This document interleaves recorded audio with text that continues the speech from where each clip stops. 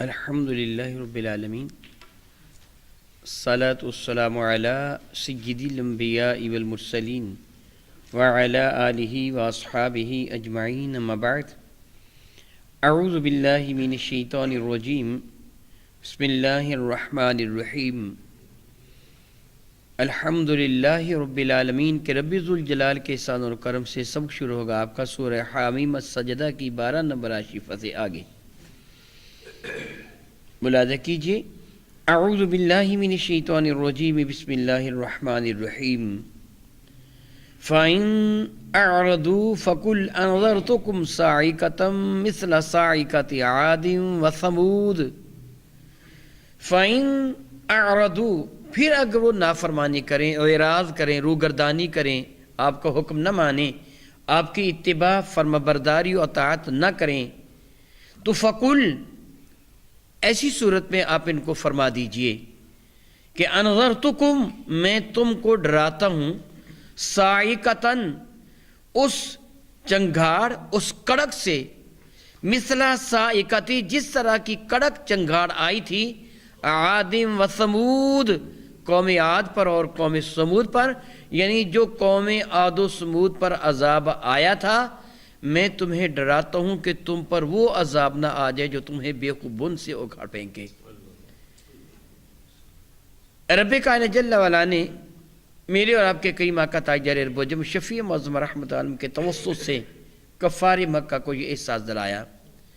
حضرت سیدنا جابر بن عبداللہ رضی اللہ تعالیٰ نے حدیث بارکہ کے راوی ہیں، وہ یہ فرماتے ہیں کہ ایک مرتبہ کا ذکر ہے کہ قریش مکہ کا حرم کعبہ کے جوار میں دارالندوہ جو ان کا کمیٹی گھر بنا ہوا تھا وہاں اجتماع ہوا، یہ عموماً ہوا کرتا تھا، بلکہ یوں کہیے تقریباً روزانہ ہی ہوا کرتا تھا۔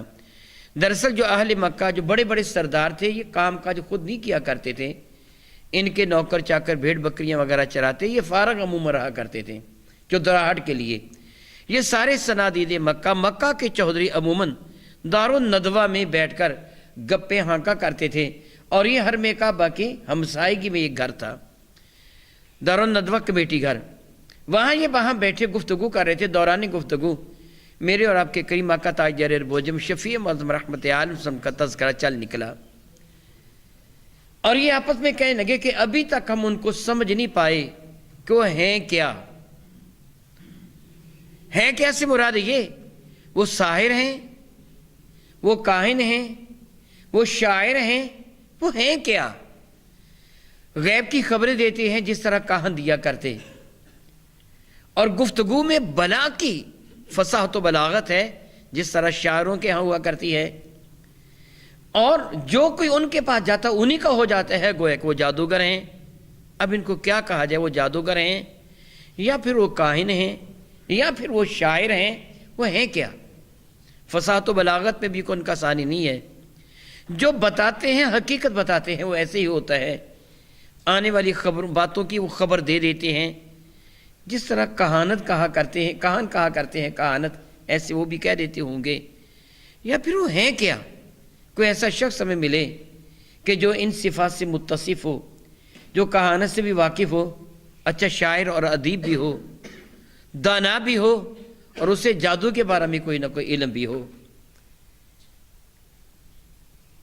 عتبہ بن ربیعہ ولید بن عتبہ کا باپ کہنے لگا آپ جانتے ہو کہ مجھے ان ساری باتوں میں بہت حد تک دسترس حاصل ہے۔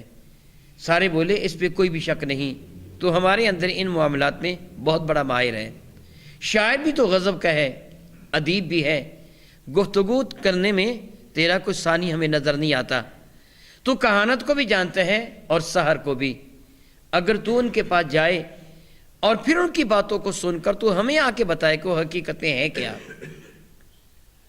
یہ فیصلہ ہونے کے بعد یہ عتبہ بن ربیعہ میرے کریم آقا کے دربار انور میں حاضر ہوا صلی اللہ تعالی علی حبیبہ دائما ابدا، اور حضور رسول مجتمع رحمت کون آقا کی خدمت فیض دجت میں چند ایک ادھر ادھر کی تمہیدی گفتگو کرنے کے بعد، باتیں کرنے کے بعد کہنے لگا اے صادق و امی، اے محمد صلی اللہ تعالی علیہ وسلم، آپ ہمارے اندر بہت ہی عقل مند اور دانا ہیں، اور قبیلہ قریش کی ایک بہترین شاخ بنو ہاشم سے آپ کا تعلق ہے۔ آپ کے دادا اتنی عزت والے تھے، آپ کے پردادے اتنی عزت والے، خاندان کا ذکر یہ خود بھی قرشی ہیں، بنو قریش یہ خود بھی قریشی سے تعلق رکھنے والا تھا۔ آپ ہمارے اندر بڑی عزت والے ہیں، اور آج تک آپ کی جانب کسی عیب کی نسبت نہیں کی جا سکی۔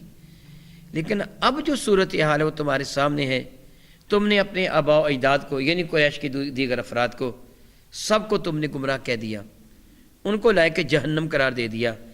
ایک بالکل نیا دین جو ہمارے باپ دادا نے کبھی سنا ہی نہیں تھا وہ لے کے آ گئے۔ اگر اس دین کا مقصد تمہارا یہ ہے کہ کچھ لوگ تمہارے پیروکار بن جائیں اور تمہیں کچھ لوگوں کی سربراہی اور سرداری میسر آ جائے، تو آپ جیسا عقل مند و دانا پورے مکہ کے اندر موجود نہیں ہے، ہم بالاتفاق آپ کو اپنا سردار بنا لیتے ہیں۔ آپ مکہ کے بلا شرکت غیر سردار، اور آپ میں وہ سارے اوصاف حمیدہ پائے جاتے ہیں جو ایک سربراہ مملکت کے اندر ہونی چاہیے، آپ کے اندر وہ ساری صفتیں پائی جاتی ہیں۔ بغیر ہچکچاہٹ کے ہم آپ کو اپنا سردار بنا لیں گے۔ اگر آپ کا مقصد یہ ہے کہ آپ اپنے ہوا خواہوں کو، اپنے متبعین کو اپنے پاس جمع کریں گے، وہ کچھ نہ کچھ چندہ آپ کو دیا کریں گے، اس طرح آپ کی گزر بسر ہوتی رہے گی، تو کہنے لگا کہ اے محمد صلی اللہ علیہ وسلم، ہم آپ کو اتنا سونا اور چاندی جمع کر کے دے دیں گے، اتنا سونا چاندی جمع کر کے دے دیں گے، آپ تو آپ رہے، آپ کی آئندہ نسلیں بھی بے نیاز ہو جائیں گی۔ اگر آپ کا مقصد کوئی شادی بیاہ کرنا ہے، جتنی عورتوں سے آپ چاہیں، میں کہتا ہوں کہ 10 لڑکیوں سے جن کی طرف تم اشارہ کرتے ہو ان کا نکاح میں آپ کے ساتھ کرنے کو تیار ہوں۔ 10 لڑکیوں کا تو میں ذمہ اٹھاتا ہوں، اس کے سوا بھی زمانہ جاہلیت میں بہت زیادہ شادیاں کر لی جاتی تھیں، اس کے سوا بھی اگر تم چاہو تو قریش والوں نے مجھے اس لیے بھیجا ہے کہ میں آپ کو یہ کہوں کہ جو بھی آپ چاہیں گے وہ ہو جائے گا، صرف اتنی سی بات ہے کہ ہمارے معبودوں کو برا نہ کہو۔ وہ تمہارے آباء و اجداد بھی ان کو پوجتے چلے آئے ہیں، یعنی قریش والے، تم ان کو برا نہ کہو، صرف اس لیے میں آپ کے پاس آیا ہوں۔ اپنی بات کرتا رہا، میرے کریم آقا خاموشی کے ساتھ اس کی بات سنتے رہے۔ جب وہ چپ ہو تو فرمان لگے، جو کچھ تو نے کہنا تھا وہ کہہ دیا؟ جی ہاں، جو میں نے کہنا تھا کہہ دیا، اب تم جواب دو۔ فرما کے پھر سن۔ وہ خاموش ہو کے سننے لگا۔ میرے کریم آقا سورہ عربی شفیع معظم نے اس سورہ بارکہ کی تلاوت شروع فرما دی، سورہ حامیم سجدہ کی تلاوت شروع فرما دی۔ اب کلام ہو رب کائنات کو اور زبان ہو مصطفیٰ کریم کی، پھر آپ خود ہی اندازہ فرما سکتے اس کی اثر آفرینی کیا ہوگی۔ وہ کافر اسی بنا پر لوگوں کو کہا کرتے تھے لا تسمعوا لہذا القرآن، ان کی زبان سے قرآن نہ سننا، جو بھی سنتا ہے انہی کا ہو جاتا ہے۔ وہ اپنے دونوں بازو پیچھے کر کے ٹیک لگا کے اپنے بازو پہ بیٹھ گیا۔ میرے نبی کی زبان وہی ترجمان سے قرآن پاک کی تلاوت سنتا رہا، اس پر ایک ہیبت طاری ہو گئی، گویا وہ اب حرکت تک نہیں کر رہا تھا، جس طرح اس پر کسی نے سحر کر دیا ہو، افسون پھونک دیا ہو۔ اور میرے کریم آقا اس سایہ بارکہ تک پہنچے جو آج آپ سب کو پڑھ رہے ہیں۔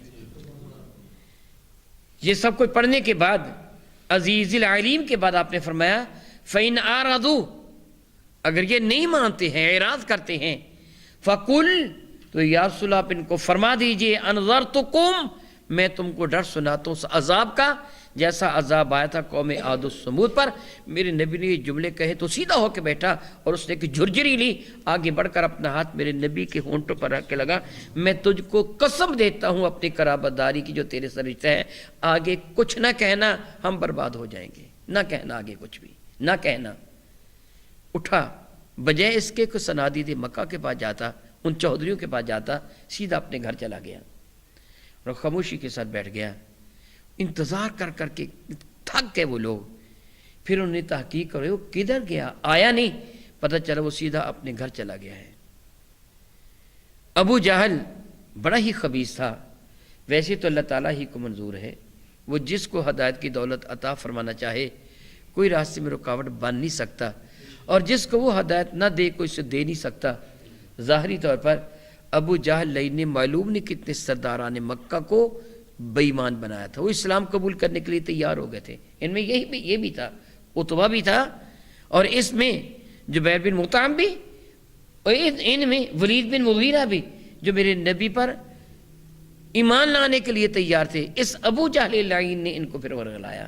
ابو جہل اپنے ساتھیوں کو لے کے اس کے دروازے پر آیا، یہ اندر بیٹھا گمسم بیٹھا تھا۔ اس یا کہا معلوم ہوتا ہے، میرے نبی کا نام لے کہنے لگا محمد کے دسترخوان سے جو تجھے ٹکڑے چند مل گئے تجھے بڑے مزیدار لگے ہوں گے، تو اس کی طرح مائل ہو گیا ہے۔ اگر تو غریب ہو گیا ہے تو ہم قریش والے تیرے لیے چندہ جمع کر کے تجھے مالدار کر دیتے ہیں، تو ان کی جانب مائل ہو گیا۔ وہ جعلی حمیت اور جعلی غیرت، بے دینی کی غیرت، وہ جاگ اٹھی، کہنے لگا مجھ سے زیادہ امیر کون ہے پورے مکہ میں؟ اس کو تو ایک وقت کی روٹی میسر نہیں، مجھے اس کے ٹکڑوں کی کیا ضرورت؟ اس سے میرے کریم آقا کی شان میں کچھ گستاخیاں بک دیں۔ پھر کہنے لگا میں ان پر ایمان ہی لے کے آیا، یعنی اس کے ورگلانے سے، وگرنہ رب کو منظور نہیں تھا، وگرنہ میں کیا کہوں، اگر ایمان لانا رب کے حضور منظور ہوتا تو ایمان لے آتا۔ کہنے لگا بات سنو، تمہیں اس بات کی اچھی طرح خبر ہے، تم جانتے ہو کعبہ کے رب کی قسم کبھی اس کی زبان سے جھوٹ نکلا نہیں، جو کہتا ہے وہ ہو جاتا ہے، تم جانتے ہو، تمہیں اس بات کا علم ہے۔ اور جب اس نے میرے سامنے اس وحی کی تلاوت کی جو اس کی طرف نازل کی جاتی ہے، یعنی سورہ حامیم السجدہ کی، تو مجھ پر ایک ہیبت طاری ہو گئی، میری کیفیت ہی بدل گئی۔ اور جب وہ اس آیت پر پہنچا نا فَإِنْ أَعْرَضُوا فَقُلْ أَنذَرْتُكُمْ صَاعِقَةً مِثْلَ صَاعِقَةِ عَادٍ وَثَمُودَ، تو مجھے ڈر پیدا ہو گیا کہ اس کی زبان سے کبھی جھوٹ نکلا نہیں، اگر اس سے کہہ دیا نا وہ آ جائے گا تو پھر ہم برباد ہو جائیں گے، پھر آسمان سے ہم پر عذاب نازل ہو جائے گا۔ میں برداشت نہ کر پایا، میں نے آگے بڑھ کر اس کے منہ پہ ہاتھ رکھ دیا اور قرابت داری کا واسطہ اور قسم دے کے کہا آگے کچھ نہ کہنا وگرنہ ہم ہلاک ہو جاؤ گے۔ کہنے لگا میرا مشورہ یہ ہے، میں اس پر ایمان ہی لے کے آیا، میرا مشورہ یہ ہے کہ تم اس سے نہ الجھو، اس کو چھوڑ دو۔ مجھ کو کعبہ کے رب کی قسم جو وہ کلام کرتا ہے نہ کہانت ہے، نہ سحر ہے، نہ شعر ہے، وہ ایک نرالا اور انوکھا ہی کلام ہے جس کی مثال دنیا والے پیش کرنے سے قاصر ہیں، ممکن نہیں ہے کہ اس کی مثال پیش کر سکیں۔ سبحان اللہ تعالی و بحمدہ، یہ قرآن کریم کی فصاحت و بلاغت۔ ربی ذوالجلال ارشاد فرماتے ہیں اذ جاءتهم الرسل من بین ایدیہم، جب قوم عاد و سمود ان پہلی اقوام کے پاس ان کی جانب رسولان اعظام تشریف لائے، من بین ایدیہم ان کے سامنے سے، ایدیہم ان کے ہاتھوں کے آگے سے، مراد یہ کہ انہی میں سے جب رسولان اعظم جلوہ فرما ہوئے، یعنی انہی میں سے ایسی شخصیات کہ جن کا بچپنا، جن کی جوانی انہوں نے دیکھی بھالی تھی، جن پر انگلی نہیں رکھی جا سکتی تھی، جو بچپنے سے ہی بے عیب تھے، جن کی جوانی بھی بے داغ تھی، انہوں نے جب ان کو بتایا کہ ہم اللہ کے رسول ہیں، ان کی موجودگی میں ان کے سامنے وَمِن خَلْفِهِمْ، اور ان کے پیچھے، یعنی رسولان اعظام پہلے بھی تشریف لائے، پہلے رسول کے بعد بھی رسول تشریف لائے، وہ کیا کہہ رہے تھے؟ اللہ تعبدوا الا اللہ۔ ہر رسول نے یہی اعلان کیا، ہر نبی کا یہی اعلان تھا کہ اللہ تعبدوا الا اللہ، خبردار خبردار اللہ تعالیٰ کے سوا کوئی بھی معبود نہیں ہے، نہ عبادت کرو اللہ کے سوا کسی کی۔ اللہ تعبدوا، یہ کہ ہرگز ہرگز تم عبادت نہ کرو، الا اللہ، سوائے اللہ رب العزت جل و حکیم کے۔ قالوا، تو ان بدبختوں نے جواباً یہ کہا تھا، لو شاء ربنا لانزل ملائکۃ، اگر ہمارا رب چاہتا تو آسمان سے فرشتوں کو نازل فرما دیتا، تم انسانوں کو نبی نہ بناتا۔ کتنا ان کا ایک اندھا پن تھا، سمجھانا انسانوں کا ہے، آتے فرشتے، پھر فرشتے کا عمل انسان کے لیے اسوہ حسنہ کیسے بنتا؟ فرشتہ نہ کھانا کھاتا ہے، نہ پانی پیتا ہے، نہ اسے بھوک لگتی ہے، نہ پیاس لگتی ہے، نہ ہوائج ضروریہ اسے محسوس ہوتی ہیں، نہ اس کے جسم سے خون نکلتا ہے، نہ پیشاب و پخانہ کی اسے حاجت ہوتی ہے، نہ وہ سلسلہ توالد و تناسل سے ہم کنار ہوتے ہیں، اس کی نسل آگے نہیں بڑھتی۔ یہ تو سب کچھ ایک انسان سے متعلق ہے۔ تو پھر اگر ایک فرشتہ کئی دن کھانا نہ بھی کھاتا تو تمہیں روزے کا احساس کیسے ہوتا؟ پانی نہ بھی پیتا تو تم اس کے نقش قدم پہ کیسے چل سکتے؟ وہ تو شادی نہیں کرے گا، تم اس کے نقش قدم پہ کیسے چلو گے؟ ضرورت ایک ایسے انسان کی تھی جو کامل ترین انسان ہو، جس کی مبارک زندگی تمہارے لیے مینارہ نور ہو، تم اس کی ہدایات کے مطابق اس کی اتباع کرتے ہوئے، اس کی اطاعت کرتے ہوئے اس کے نقش قدم پہ چلو۔ جیسے وہ پانی پیے ویسے تم پانی پیو، عبادت۔ جیسے وہ کھانا کھائے ویسے تم کھانا کھاؤ، عبادت۔ جیسا رویہ اس کا لوگوں کے ساتھ ہو وہی رویہ تم رکھو تو عبادت۔ جیسا اعلیٰ کردار وہ پیش کرے تم ایسے کردار کے حامل بن جاؤ، یہ عبادت۔ اس لیے ضرورت اس امر کی تھی کہ انسانوں کو سمجھانے کے لیے انسان تشریف لاتے، نہ کہ کوئی فرشتہ۔ تو کافر کہنے لگے لو شاء ربنا، اگر ہمارا رب چاہتا تو لَأَنزَلَ مَلَائِكَةً، وہ ضرور بضرور نازل فرما دیتا فرشتوں کو۔ فَإِنَّا بِمَا أُرْسِلْتُمْ بِهِ كَافِرُونَ، تو ان بدبختوں نے یہ کہا فَإِنَّا، پھر ہم بِمَا أُرْسِلْتُمْ بِهِ كَافِرُونَ، جو دے کر تمہیں بھیجا گیا ہے ہم اس کا انکار کرتے ہیں۔ یہاں بھی ایک بات قابل غور ہے، گویا رسول کا انکار اس اعتبار سے نہیں کہ تو جھوٹا ہے، بلکہ کہا جو تجھے دے کے بھیجا گیا ہم اس کا انکار کرتے ہیں۔ رسولوں کی مبارک زندگی میں، ان کی مبارک حیات طیبہ میں ان کے کردار پر انگلی نہیں رکھی جا سکی، ان کے عادات و اطوار کو نشانہ نہیں بنایا جا سکا۔ عموماً رسولان اعظام نے جوانی کے بعد، حضرت عیسیٰ علیہ السلام کے بارے میں ہے کہ 33 سال کی برس میں آپ نے اعلان نبوت فرمایا، میرے نبی نے 40 سال کی عمر میں اعلان نبوت فرمایا۔ یہ وہ عمر ہوتی ہے جو نہایت پختہ عمر ہوتی ہے، جب وہ ظاہری جو خواہشات ہوتی ہیں، لا ابالی پن، وہ ختم ہو چکا ہوتا ہے، اس وقت اعلان نبوت فرمایا۔ یہ جوانی کا جوش نہ سمجھا جائے، یہ کوئی معاذ اللہ تعالیٰ سبحانہ دنیاوی لالچ نہ سمجھی جائے۔ تو رسولان اعظام نے کتنا طویل عرصہ لوگوں کی موجودگی میں زندگی بسر فرمائی، ان کے کردار، ان کے افعال، ان کے عادات و خصائل، ان کے شمائل لوگوں کے سامنے تھے، شکل و صورت کے اعتبار سے بھی بے مثال اور اپنے کردار اور سیرت کے اعتبار سے بھی بے مثال۔ تو انہوں نے دیکھا تھا، اس لیے کہنے لگے جو تم دے کے بھیجے گئے ہو نا، کہ تم کہتے ہو ہمارے پاس کتابیں نازل، ہم پہ کتابیں نازل ہوئیں، ہم پہ صحائف نازل ہوئے، ہم ان سب کا انکار کرتے ہوں۔ بما ارسلتم بہ فإن بما ارسلتم بہ کافرون، تو جو تمہیں دے کے بھیجا گیا ہے ہم اس کا انکار کرتے ہیں، معاذ اللہ۔ فاما عاد، پھر وہ لوگ جو قوم عاد سے تعلق رکھنے والے تھے، فاستکبروا فی الارض، انہوں نے تکبر کیا زمین میں، بغیر الحق، جس کا انہیں کوئی حق نہیں پہنچتا تھا۔ بندہ ہو کر تکبر کرے، گندگی کی ڈھیری، کیا ہے تیری حقیقت؟ کبھی غور کر، پیشاب اور پخانے پر ایک کھال چڑھی ہوئی ہے، سارا تیرا جسم خون سے بھرا ہوا ہے، جو بدن کو لگ جائے تو دیکھنے والے کو کراہت محسوس ہوتی ہے۔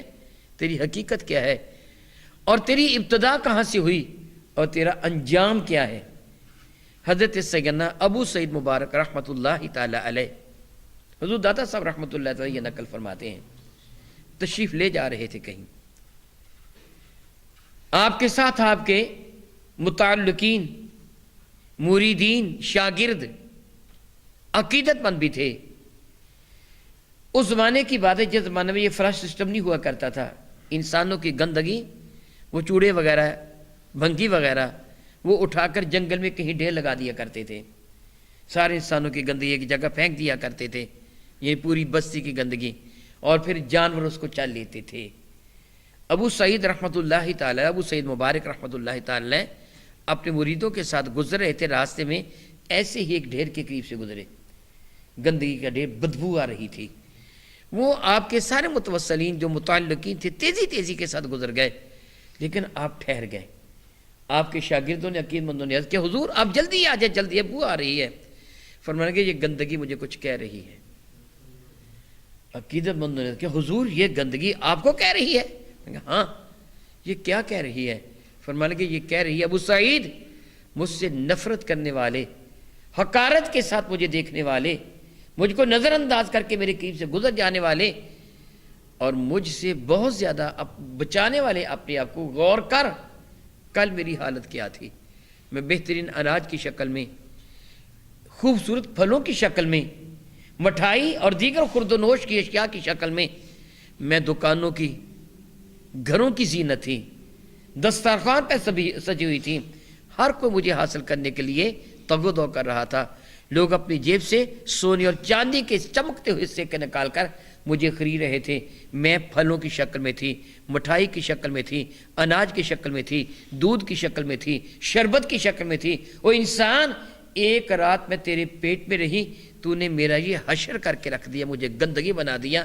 بتا قابل نفرت تو ہے کہ قابل نفرت میں ہوں؟ تیری وجہ سے میری یہ حالت ہوئی، تو گندگی کے ڈھیر تو اپنے رب کی نافرمانی کر رہا ہے، تو تکبر کرتا ہے۔ تیری حیثیت کیا، تیرا حق کیا ہے تکبر کرنے کا؟ تو عاجزی اختیار کر۔ جب تو عاجزی اختیار کرتا ہے تو تیرا رب تجھ کو سربلندی عطا فرما دیتا ہے۔ فَأَمَّا عَادٌ، بہرحال وہ لوگ جو قوم عاد سے تعلق رکھنے والے تھے، فَاسْتَكْبَرُوا فِي الْأَرْضِ، سرکشی کی زمین میں، بغیر الحق، جس کا انہیں کوئی حق نہیں پہنچتا تھا۔ وَقَالُوا، اور ان کیا کہا، مَنْ أَشَدُّ مِنَّا قُوَّةً، ہم سے زیادہ قوت میں کون شدید تر ہے؟ کون ہے جو ہم سے زیادہ طاقتور ہے؟ وے عقل کے اندھو، تم نے اپنے رب کی طاقت کو بھلا دیا، اس کی قدرت کا انکار کر دیا۔ مٹی کی ڈھیری ہوتے ہوئے، گندگی کا انبار ہوتے ہوئے رب کائنات کی قدرت کا انکار۔ من اشد منا قوہ، ہم سے زیادہ کون طاقتور ہو سکتا ہے؟ رب ذوالجلال شاہ فرماتا ہے اولم یرو، کیا انہوں نے غور نہ کیا، نہ دیکھا کہ ان اللہ الذی، بے شک وہ رب کائنات جس نے خلقہم، ان کو تخلیق فرمایا، وہ اشد منہم قوہ، وہ قوت کے اعتبار سے کہیں ان سے زیادہ طاقتور ہے۔ انہوں نے دیکھا کہ جو بنانے والا ہے وہ کتنا طاقتور ہے، جس نے ان کو تخلیق فرمایا وہ کتنی قوتوں والا ہے، کتنی طاقت والا ہے۔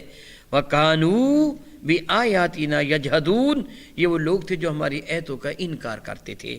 فرماتے پھر کیا ہوا، جب انہوں نے انکار کر دیا، اپنے غرور تکبر کے گمنڈ میں اپنے آپ کو بہت طاقتور سمجھنے لگے، پھر رب کائنات کی شان بے نیازی دیکھیے۔ فرماتا ہے فَأَرْسَلْنَا عَلَيْهِمْ رِيحًا صَرْصَرًا، فَأَرْسَلْنَا، پھر ہم نے بھیجا، علیہم ان پر، ریحًا صرصراً، ایک ہوا جو بڑی ٹھنڈی ہوا تھی۔ خنک ہوا آپ کو بھلی لگتی ہے، صبح سویرے جب آپ سیر کے لیے باہر نکلتے ہیں تو باد صبا آپ کو بہت بھاتی ہے، بہت خوشکن محسوس ہوتی ہے، آکسیجن زیادہ مقدار میں آپ اپنے بدن میں جذب کرتے ہیں۔ ہوا اگر ختم کر دی جائے تو انسان مر جائے گا۔ وہ جو تیری زندگی کا دار و مدار جس ہوا پر ہے، رب کائنات نے اسی ہوا کو بھیج دیا، زندگی دینے والی ہوا کو، اسی ہوا کو بھیج دیا جس کے بغیر تم مر جائے گا۔ یہ ہوا سرسرن، بڑی ٹھنڈی ہوا تھی، فی ایام نحسات، ان دنوں میں جو بڑے منحوس دن تھے ان کے لیے۔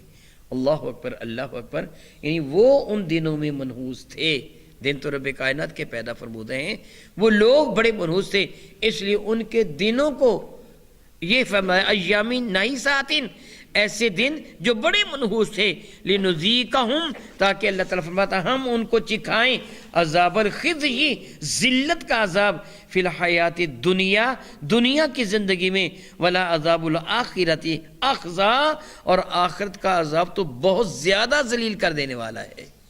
پھر کیا کیا، قوم عاد جو بڑے ڈھیل ڈھول والے تھے، تنحتون من الجبال بیوتا، رب فرماتا تم پہاڑوں کو کھود کر ان میں اپنے گھر بناتے تھے۔ بہت تنمر جوان، جب رب کائنات ان پہ ہوا کا عذاب بھیجا تو ہوا ان کو فضا میں یوں اڑا رہی تھی جس طرح معمولی تنکوں کو اڑایا جاتا ہے، اور اوپر لے جا کر زمین پر پٹک دیتی، پھر اوپر اٹھا کے پٹک دیتی، ان کو چورا چورا کر کے رکھ دیا، ریزہ ریزہ کر کے رکھ دیا، دنیا میں بھی ذلیل کر دیا۔ ولا عذاب الآخرت اخزا، اور آخرت کا عذاب تو بہت زیادہ ذلیل کر دینے والا ہے، بڑا رسوا کن ہے۔ وہم لا ینصرون، ان کی ہر مدد نہ کی جا رہی ہے، نہ کی جائے گی، یعنی نہ تو دنیا میں ان کی مدد ہو سکتی ہے نہ آخرت میں۔ وَأَمَّا ثَمُودُ، اور جو قوم سمود یعنی حضرت صالح علیہ السلام والی قوم، فَهَدَيْنَاهُمْ، ہم نے ان کو ہدایت دی، یعنی ہدایت دینے والے پیغمبر کو بھیجا، ہم نے ان کے لیے ہدایت کی راہیں آسان فرما دیں، ان کو ہدایت دینے والا ایک پیغمبر عطا فرما دیا، ان کے سامنے ہدایت کی راہیں کھول کے رکھ دیں۔ فہدیناہم، ہم نے ان کو ہدایت کی راہ دکھائی۔ فاستحبوا العمی، انہوں نے اندھے پن کو قبول کیا۔ ہم نے ان کو سیدھا راستہ بتایا تھا، نوح علیہ السلام کا انتظام کیا، ہدایت کا انتظام ہم نے ان کے لیے کیا۔ وہ حضرت اقبال کہنا ہم تو مائل بکرم ہیں، کوئی سائل ہی نہیں، راہ دکھلائیں کسی کوئی راہ روے منزل ہی نہیں۔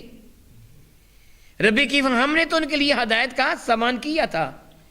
حضرت سیدنا صالح علیہ السلام کے لیے فرماتا ہے ہم نے صالح علیہ السلام کو ان کے لیے طرف بھیجا تھا۔ ہمارے سردار ہیں سیدنا صالح علیہ السلام، سیدنا ہمارے سردار حضرت صالح علیہ السلام، تو رب کریم فرماتا ان کے طرف حضرت صالح علیہ السلام کو بھیجا تھا۔ فَصَحَبُّ الْعَمَى، انہوں نے اندھے پن کو پسند کیا، علی الہدا، ہدایت کے مقابلہ میں۔ پھر کیا ہوا؟ فَأَخَذَتْهُمْ صَاعِقَةُ الْعَذَابِ، تو ان کو عذاب کی کڑکنے آن پکڑ لیا۔ اونٹی کو قتل کرنے کی پاداش میں رب کائنات ان کو عذاب میں مبتلا فرما دیا۔ صاعقۃ العذاب الہونی، ذلیل کر دینے والے عذاب نے، مہین باریک کر دینا، ذلیل کر دینے والے عذاب نے ان کو پکڑ لیا۔ بما کانوا یکسبون، ان وجہ سے کہ جو ان کے کسب تھے، ان کی کرتوتیں تھیں۔ وَنَجَّيْنَا الَّذِينَ آمَنُوا وَكَانُوا يَتَّقُونَ۔ اللہ اکبر، اللہ اکبر، اللہ اکبر، اللہ اکبر۔ وہ ہوا جو اپنی تیزی اور تندی کے اعتبار سے اتنی شدید تھی کہ اس نے ایک پہاڑ کو جڑ سے اکھیڑا اور دوسرے پہاڑ سے ٹکرا دیا تھا۔ درمیان میں جتنے ان کے بیوی بچے سب پس کر ہلاک و برباد ہو گئے تھے۔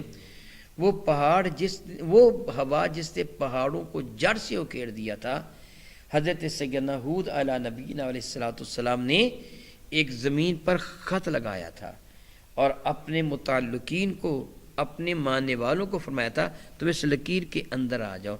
وہ ہوا جو باہر پہاڑوں کو کھیڑ رہی تھی، اس لکیر کے اندر وہ باد صبا بنی ہوئی تھی، ٹھنڈی اور خنک ہوا، ان کے لیے پرسکون اور دوسروں کے لیے عذاب۔ رب کریم فرماتا ہے وَنَجَّيْنَا الَّذِينَ آمَنُوا، ہم نے نجات دے دی ان لوگوں کو جو ایمان لے کے آئے تھے۔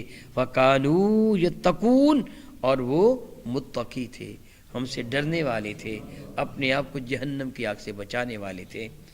اللہ اکبر۔ رب کائنات ان واقعات کا تذکرہ اس لیے فرمایا کہ ہم سمجھیں، ہم اپنے نبی کی نافرمانی نہ کریں۔